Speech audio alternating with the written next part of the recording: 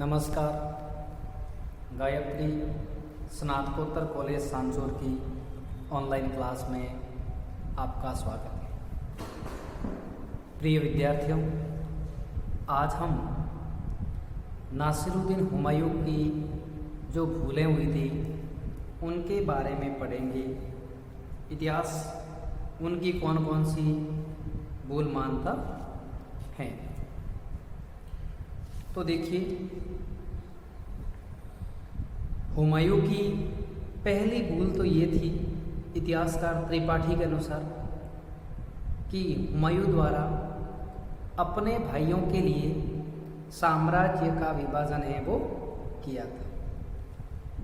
तो देखिए, doctor R.S. Tripathi ने लिखा है कि बाबर ने यह परंपरा बना रखी थी कि यदि किसी वस्तु की 6 मात्राएं हुमायूं को देता था तो 5 मात्राएं कामरान के हिस्से में है वो आती थी। इससे स्पष्ट है कि हुमायूं के भाई कामरान का भी प्रभाव है वो कम नहीं था।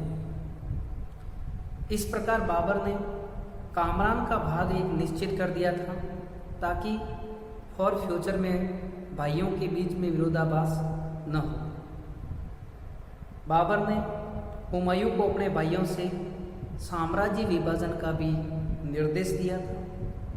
अतः अपनी गद्दीनशीनी के बाद हुमायूं ने अपने भाइयों में साम्राज्य का विभाजन है वो कर दिया था। कामरान को काबुल और कंधार का क्षेत्र दे दिया, संभल का जिला है वो अस्करी को दे दिया और हिंदल को है वो मेवात का क्षेत्र देकर के अपने पिता के द्वारा कही गई बात को है वो पूरा किया था, जिसमें आधुनिक अलवर, गुड़गांव, मथुरा और आगरा का कुछ भाग है वो सम्मिलित था। अर्थात हुमायूं की जो भूल में पहली भूल मानते हैं कि हुमायूं द्वारा साम्राज्य विभाजन। अब हुमायूं द्वारा साम्राज्य विभाजन में अपन देख सकते हैं कि कामरान को, जो हुमायूं का भाई था कामरान, उसको काबुल व कंधार का क्षेत्र दिया, अस्करी को संभल का क्षेत्र दिया और हिंदाल को है वो मेवात का क्षेत्र है वो दिया गया था। तो इस तरह हुमायूं ने अपने भाइयों के मध्य साम्राज्य का विभाजन है वो किया था। कामरान अत्यंत महत्वाकांक्षी था और वह इस विभाजन से संतुष्ट नहीं था। अतः उसने पेशावर तथा लमगान पर अधिकार कर लिया और यहाँ कामरान ने घोषणा की कि वह अपने भाई के प्रति आदर प्रदर्शित करने जा रहा है, लेकिन वास्तव में वह अधिक भूभागों पर अधिकार करना चाहता था। हुमायूं अपने भाई की महत्वाकांक्षा को जानता था, अतः उसने कामरान को सूचित किया कि पेशावर और लमगान के प्रदेश उसे दे दिए जाए और वह अपनी राज्य सीमा में लौट जाए। किंतु कामरान पंजाब में आगे बढ़ता गया और उसने मुल्तान पर अधिकार करने के बाद लाहौर को घेर लिया। हुमायूं ने फरमान जारी कर काबुल, कंधार और पंजाब का वह भाग जिस पर कामरान ने अधिकार कर लिया था और हिसार, फिरोजा का जिला है वो कामरान को दे दिया था। तो इस तरह से हुमायूं ने अपने भाइयों के प्रति सॉफ्ट कॉर्नर अपनाया, कामरान की बढ़ती महत्वाकांक्षा को पूरा किया, लेकिन फिर भी कामरान का और अन्य भाइयों का हुमायूं को सहयोग है वो नहीं मिल पाया था। दूसरा कांड बताते हैं, दूसरी भूल बताते हैं, कालिंजर अभियान। तो देखिए, बुंदेलखंड में कालिंजर का शासक अफगानों का शुभेच्छु था और अफगान कालिंजर के शासक के साथ मिलकर मुगलों के विरुद्ध षड्यंत्र रचने का कार्य करते थे। और कुछ महीनों बाद हुमायूं ने कालिंजर के शासक से समझौता कर दिया ताकि वह विद्रोही अफगानों को दबाने जा सके। और हुमायूं इस अभियान द्वारा न तो दुर्ग पर अधिकार कर सका और न ही कालिंजर के शासक को अपना मित्र है वो बना सका था। अर्थात उसे न तो अफगानों पर अधिकार करने का मौका मिला और न ही उसे कालिंजर पर अधिकार करने का मौका है वो मिला था। इसके अलावा हम देखते हैं हुमायूं का गुजरात अभियान। तो देखिए, गुजरात का शासक बहादुर शाह अत्यंत ही महत्वाकांक्षी था। उसने 1531 ईस्वी में मालवा पर और 1532 ईस्वी में राय सिंध के दुर्ग पर अधिकार कर 1533 ईस्वी में चित्तौड़ के शासक को पराजित किया था।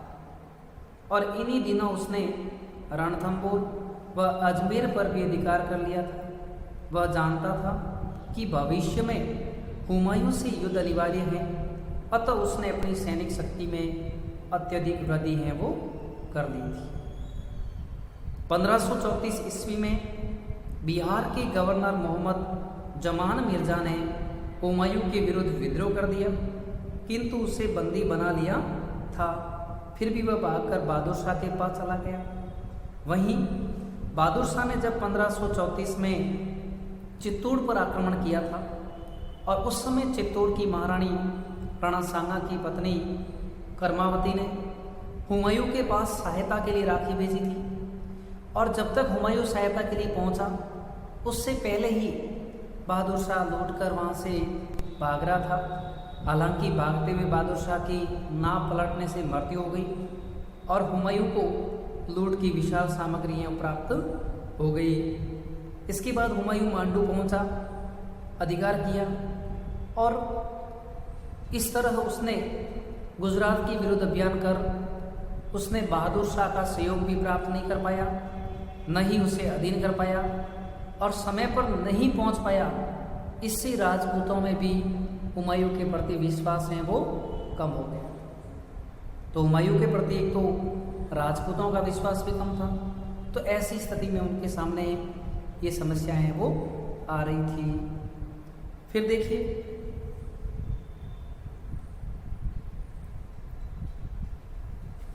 हुमायूं और अफगान। तो देखिए, जिस समय हुमायूं कालिंजर का घेरा डाले हुए था, तो उस समय महमूद लोदी के नेतृत्व में अफगान है वो जौनपुर की ओर बढ़ रहे थे और इसलिए हुमायूं को कालिंजर का घेरा है वो उठाना पड़ा था। अगस्त 1522 में हुमायूं व महमूद लोदी के बीच हुए संघर्ष में अफगान पराजित होकर भाग गए और इसी समय पंजाब में कामरान की गतिविधियों की सूचना मिलने के कारण हुमायूं अफगानों का पीछा न कर आगरा आ गया और कामरान को उसकी इच्छानुसार प्रदेश देकर वह पुनः अफगानों की ओर बढ़ा। लेकिन अफगानों से उसका जो संघर्ष हुआ, इसमें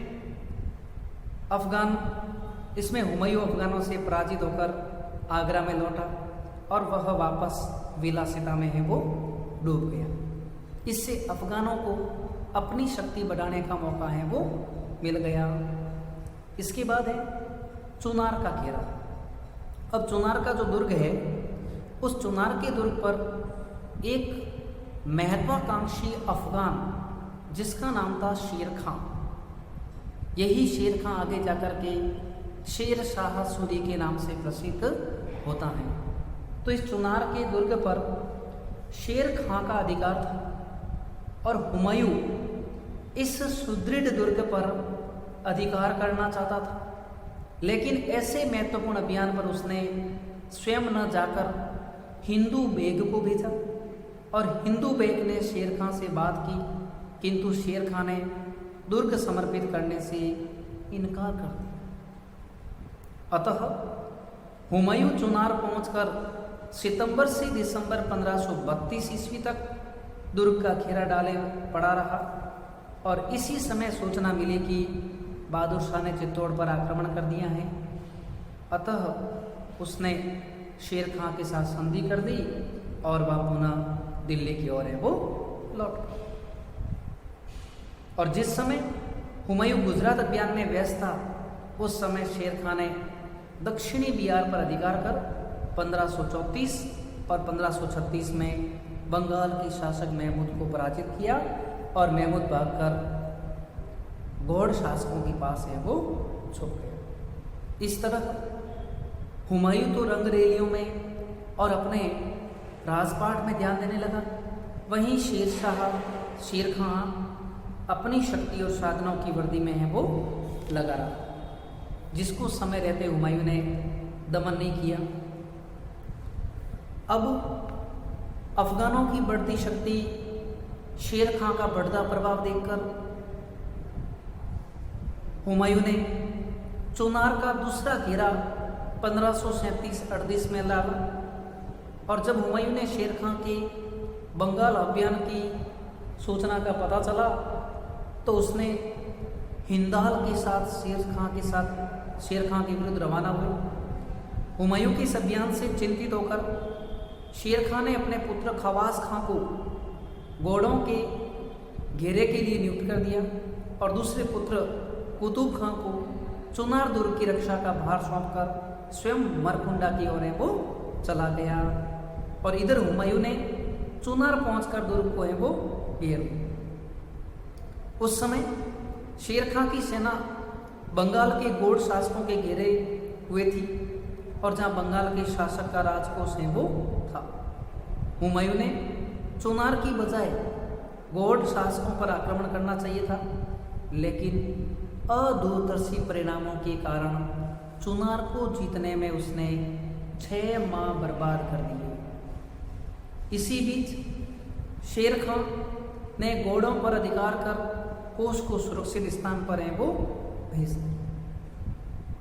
इसी तरह से बंगाल पर आक्रमण, चुनार पर अधिकार करने के बाद हुमायूं बंगाल की तरफ रवाना हुआ और रास्ते में उसे मालूम हुआ कि शेर खां ने गौड़ शासकों पर अधिकार है वो कर दिया तथा गौड़ शासकों में प्राप्त राजकोष को रोहतास के दुर्ग में भेजना चाहता था। अतः हुमायूं ने चिंतित होकर बिना युद्ध किए शेर खां से संधि करने का विचार किया और हुसैन तुर्कमान को संधि की कुछ शर्तों के साथ शेर खां के पास भेजा, जिसके अनुसार शेर खां बंगाल के राज्य चिन्ह को समर्पित करे, बंगाल का राजकोष समर्पित करे और बंगाल व रोहतास से अपना अधिकार है वो त्याग करे। इसके बदले शेर खां को चुनार, जौनपुर या उसकी पसंद की जागीर दे दी जाएगी। शेर खां बड़ा ही कूटनीतिज्ञ था और वह चाहता था कि गौड़ शासकों का राजकोष रोहतास न पहुंच जाए, हुमायूं को रोके रहे। अतः शेर खां ने हुमायूं की शर्तों के प्रत्युत्तर में अपना नया प्रस्ताव भेजा और जिसमें शेर खां ने हुमायूं के प्रति वफादार रहने का वचन देते हुए हुमायूं को 10 लाख रुपया वार्षिक कर देने का वादा है वो किया।